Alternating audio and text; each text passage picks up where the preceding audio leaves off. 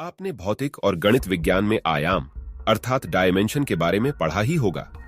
String theory के अनुसार ब्रह्मांड में 10, एम थ्योरी के अनुसार 11 और बोजोनिक थ्योरी के अनुसार ब्रह्मांड में 26 आयाम होते हैं। वहीं सनातन धर्म में वेदों में 64 आयाम बताए गए हैं और पुराणों में 10 आयामों का संक्षिप्त में वर्णन मिलता है। क्या होते हैं ये आयाम और पुराणों के अनुसार कौन इन आयामों में आ जा सकता है और कौन से भगवान किस आयाम में रहते हैं? ऐसे ही कुछ इन प्रश्नों के उत्तर जानने के लिए इस वीडियो को अंत तक पूरा देखिएगा। जनसाधारण लोग केवल आयाम शब्द के बारे में ही जानते हैं, परंतु उसके अर्थ और विस्तार के बारे में नहीं जानते।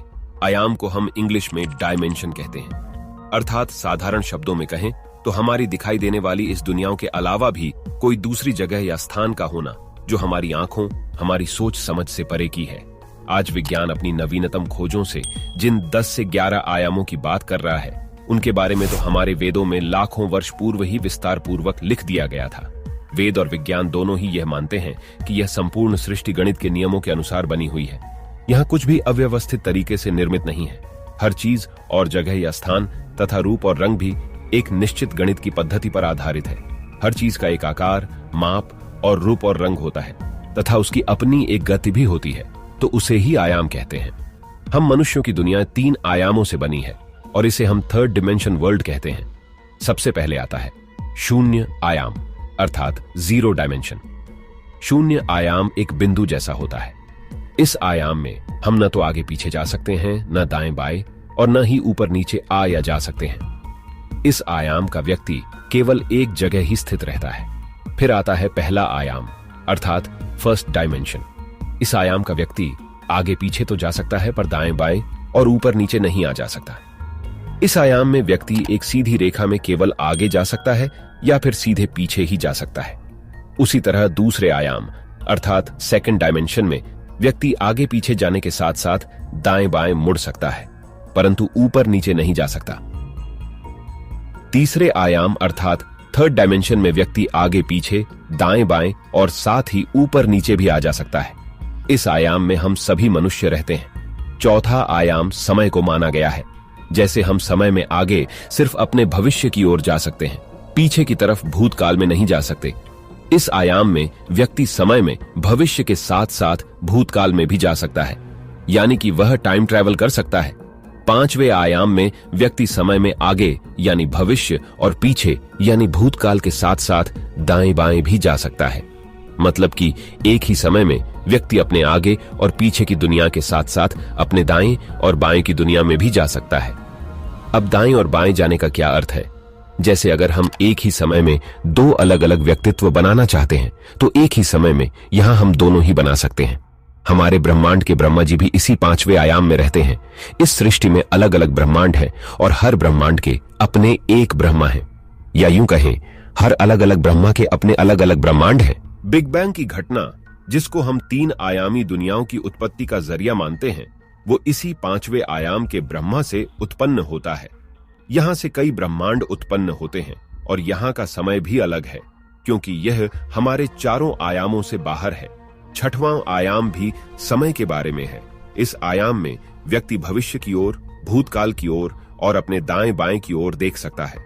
उसी के साथ साथ समय में ऊपर और नीचे की ओर भी जा सकता है, अर्थात किसी भी दिशा में जा सकता है। वह एक ही समय में डॉक्टर, इंजीनियर, कलाकार, वैज्ञानिक और सब कुछ बन सकता है। इन सभी दिशाओं से संसार का संचालन होता है। ऐसी संपूर्ण दक्षता जो किसी भी दिशाओं में जाकर कुछ भी कर सकता है, समय को अपने हिसाब से बदल सकता है। वेदों के अनुसार ऐसी दक्षता केवल भगवान विष्णु में ही निहित है, इसीलिए इस आयाम को भगवान विष्णु का निवास स्थान भी बताया गया है। इसी आयाम में रहकर भगवान विष्णु जी इस समस्त संसार का संचालन करते हैं। 7वें आयाम में विभिन्न ब्रह्मांडों की बात की गई है। इस आयाम के उदाहरण पर ही कई हॉलीवुड मूवीज और टीवी सीरीज बन चुके हैं, जैसे स्पाइडरमैन, द फ्लैश आदि। जैसे मान लीजिए यहाँ पर हमारे विशाल ब्रह्मांड की तरह एक और विशाल ब्रह्मांड है, जहाँ हमारा एक और प्रतिरूप होता है। वो समय में हमसे या तो आगे होगा या पीछे होगा। मान लीजिए कि हमें अपने ब्रह्मांड से दूसरे ब्रह्मांड तक जाने का कोई रास्ता मिल गया है, तो इस आयाम में रहने वाला व्यक्ति एक सीधी रेखा से दूसरे ब्रह्मांड में जाकर अपने ब्रह्मांड में वापस भी आ सकता है। मतलब यह कि वह आगे या पीछे दोनों तरफ जा सकता है, परंतु वह अपने दाएं बाएं स्थित ब्रह्मांड में नहीं जा सकता है। इस 7वें आयाम को सत्य आयाम भी कहते हैं। जो योगी गहरी ध्यान साधना करते हैं वो इसी आयाम को महसूस करते हैं। इसी आयाम में वो अनंत ज्ञान है जिसे पाकर कोई मनुष्य देवताओं की श्रेणी में चला जाता है। इसी आयाम का ज्ञान पाने वाला महाज्ञानी होता है जिसके चक्षु चरम सीमा पर चले जाते हैं। 8वें आयाम में व्यक्ति आगे पीछे के साथ साथ अपने दाएं और बाएं के ब्रह्मांड में भी जा सकता है। वह अपने किसी भी प्रतिरूप से मिल सकता है। 8वें आयाम को कैलाश भी कहा जाता है। इस आयाम में भगवान शिव का भौतिक रूप शंकर जी निवास करते हैं। उनका काम इन 7 आयामों का संतुलन बनाए रखना होता है।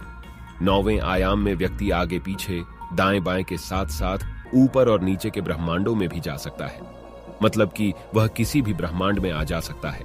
इस आयाम को वैकुंठ भी कहते हैं। यहाँ पर महाविष्णु जी रहते हैं। हर आयाम इसी से बना होता है और यही विभिन्न आयामों का मुख्य स्रोत है।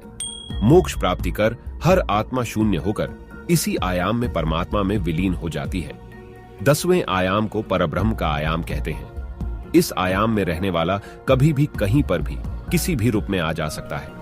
इस पर किसी भी आयाम या ब्रह्मांड का कोई नियम लागू नहीं होता है, बल्कि उसके अपने खुद के नियमों के अनुसार वह जब चाहे जैसा चाहे कर पाएगा। इसको अनंत आयाम भी कहते हैं। यहाँ पर परमात्मा निवास करते हैं। सनातन धर्म में इसे ही निराकार, अनंत, परम और सदाशिव कहा गया है। महाभारत के युद्ध में भगवान श्री कृष्ण जी ने अर्जुन को गीता का उपदेश देते हुए अपने इसी अनंत स्वरूप के दर्शन करवाए थे। इन्हीं को ही सत्य विष्णु कहा जाता है। त्रिदेव भी इन्हीं के ही अंश हैं। इस प्रकार शास्त्रों और विज्ञान के अनुसार और भी बहुत से अलग अलग आयाम होते हैं। हम मनुष्य 3 आयामी दुनियाओं में रहने के कारण केवल इसी 3 आयामी दुनियाओं के बारे में बेहतर से जान पाए हैं। यही सनातन सत्य है जिसमें वेदों के अनुसार 64 प्रकार के आयाम समाये हुए हैं।